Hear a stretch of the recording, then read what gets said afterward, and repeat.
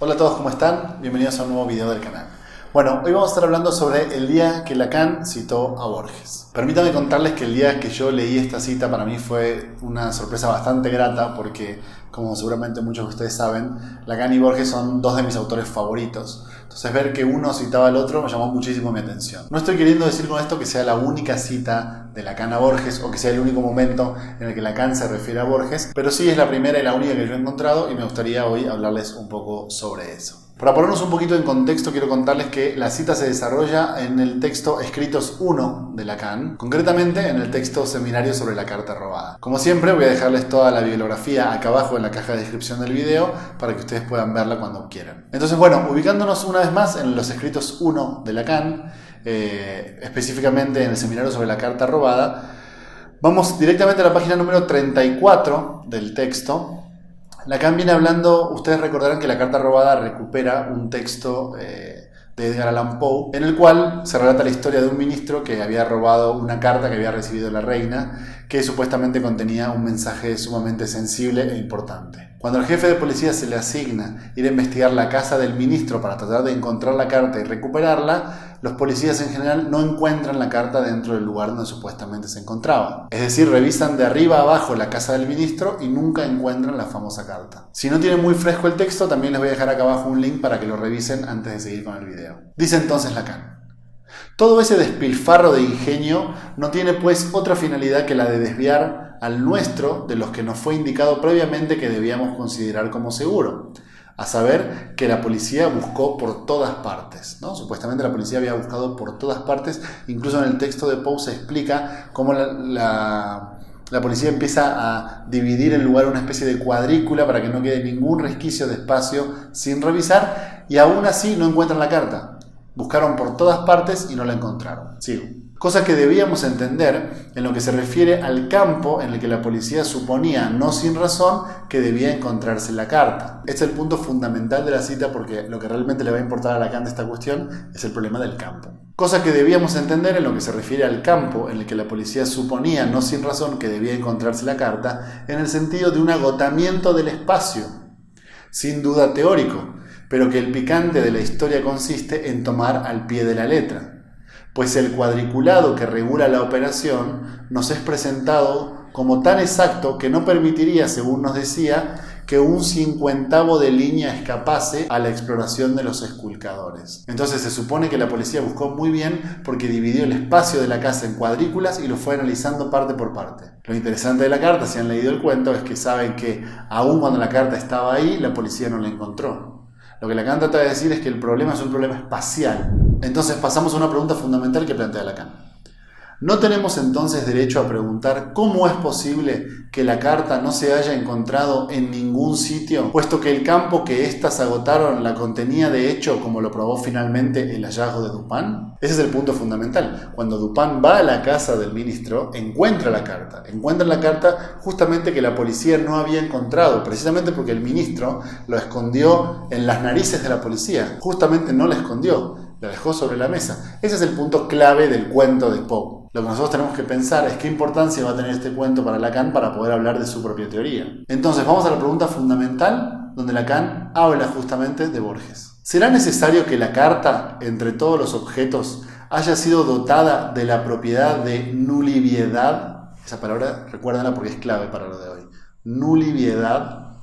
Para utilizar ese término que el vocabulario bien conocido bajo el título de Roget toma de la utopía semiológica del obispo Wilkins. Cuando termina la frase hay una nota a pie de página que dice lo siguiente: la misma a la que el señor Jorge Luis Borges, en su obra tan armónica con el filum de nuestro discurso, concede un honor que otros reducen a sus justas proporciones. Es interesantísimo porque el propio Lacan está diciendo que la obra de Borges y la de él son bastante parecidas, que hay una armonía entre los dos discursos. Después viene la cita en la que se refiere obviamente al texto El idioma analítico de John Wilkins, que es un texto de Borges. Entonces me parece que aquí hay tres cuestiones fundamentales que tenemos que analizar. La primera, ¿cómo vamos a entender que la carta haya sido dotada de la propiedad de nuliviedad ¿Y qué significa la propiedad de nulividad? Segundo, ¿qué tiene que ver este término con el vocabulario que Lacan menciona de Roget y quién es Roget? Y tercero, ¿cómo se relaciona eso con la utopía semiológica del obispo John Wilkins? Así que acompáñenme y lo vamos a analizar.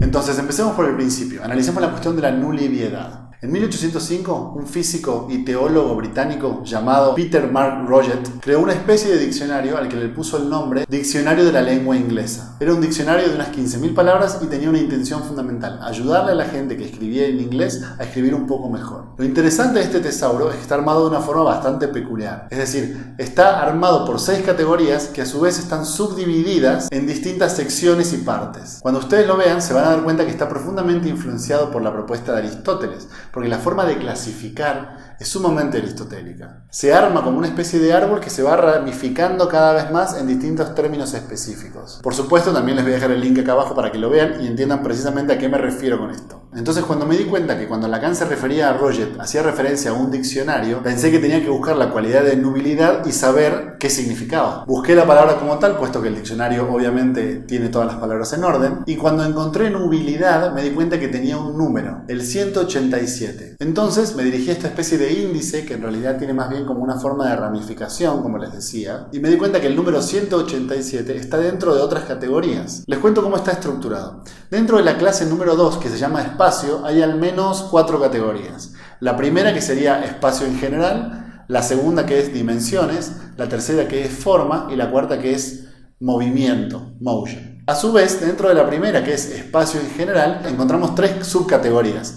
La primera, que sería espacio abstracto, la segunda, que es espacio relativo, y la tercera, que es existencia en el espacio. Para que se den una idea, por ejemplo, en espacio relativo está situación, locación. Y dentro de la tercera categoría, la existencia en el espacio, se encuentra nuestro número 187, que es la nubilidad. Y cuando vas directamente al 187, lo que dice es ausencia. Entonces, me parece que lo que quiere decir Lacan con esta referencia es una forma muy complicada de explicar que tiene que ver con algo particular de una forma del espacio. Es decir, como si la carta pudiera estar ausente en el espacio. Y para eso toma la referencia del tesauro de Roget. Hasta ahí tenemos explicado qué es nubilidad, qué tiene que ver Roget y por qué hay una referencia estricta al cuento de la carta robada y la idea de la ausencia espacial. Pero nos queda el punto más importante: ¿por qué la referencia a Borges? Y para explicar esto tengo que decirles que tiene que ver con la forma en la cual está estructurado el tesauro de Roget. Permítame volver a la cita de Lacan. ¿Será necesario que la carta entre todos los objetos haya sido dotada de la propiedad de nulividad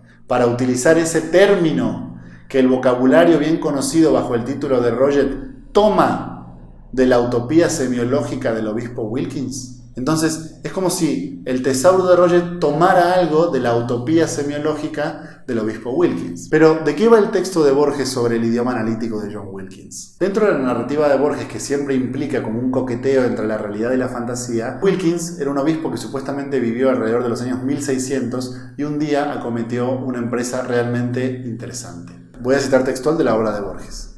Dividió el universo en 40 categorías o géneros, subdivisibles luego en diferencias, subdivisibles a su vez en especies. Asignó a cada género un monosílabo de 2 letras, a cada diferencia una consonante, a cada especie una vocal. Por ejemplo, de quiere decir elemento, deb, el primero de los elementos, el fuego, deba, una porción del elemento del fuego, una llama. En el idioma análogo del Letelier, a quiere decir animal, a mamífero, abo carnívoro, aboj felino, aboje gato, abi herbívoro, abib equino, etc. Las palabras del idioma analítico de John Wilkins no son torpes símbolos arbitrarios. Cada una de las letras que las integran es significativa, como lo fueron las de la Sagrada Escritura para los cabalistas. También voy a dejarles acá abajo en la descripción el texto de Borges para que lo revisen. Pero ya ven claramente cómo la lógica de estructurar categorías se parece mucho al tesauro y a la propuesta aristotélica. Ahora, es importante que entiendan que este texto de Borges era bastante conocido entre los autores franceses de esa época, porque es precisamente de este texto de Borges de donde Foucault toma el fragmento que utiliza y que cita al principio de su famosa obra Las palabras y las cosas. Tiene que ver también con una estructuración de orden de categorías y subcategorías.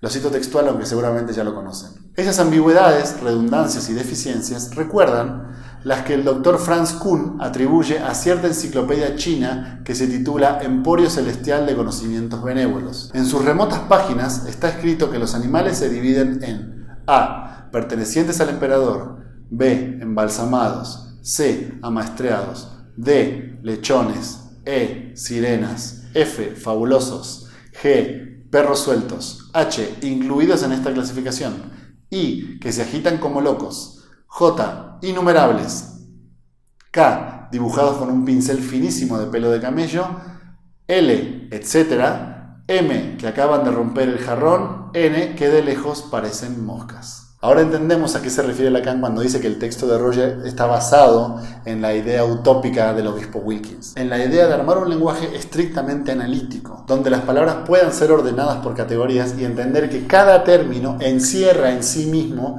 el conocimiento al que se refiere. Creo que Lacan menciona esto porque está profundamente relacionado con su propuesta de la primacía del significante. La clave es que en el idioma analítico de John Wilkins, cada palabra encierra en sí mismo su conocimiento. No tiene una relación con el significado, porque el término en sí mismo ya está diciendo lo que quiere decir. Es en ese sentido que Lacan se despega de Saussure. La lógica está puesta sobre la importancia y la predominancia del significante, no lo que eso significa. Entonces, para terminar explicando un poco la referencia que hace Lacan al cuento de Poe, creo que quiere decir que uno puede encontrar algo cuando sabe en qué espacio habita eso que uno está buscando. La pregunta es, ¿en qué espacio habitan los significantes? ¿De qué está hecho un significante? ¿Dónde reside un significante? Y sobre todo, ¿dónde nos afecta? Bueno, espero que este video haya sido claro. Déjenme sus preguntas y comentarios acá abajo en la descripción del video y nosotros nos vemos en un nuevo video del canal. Que estén muy bien.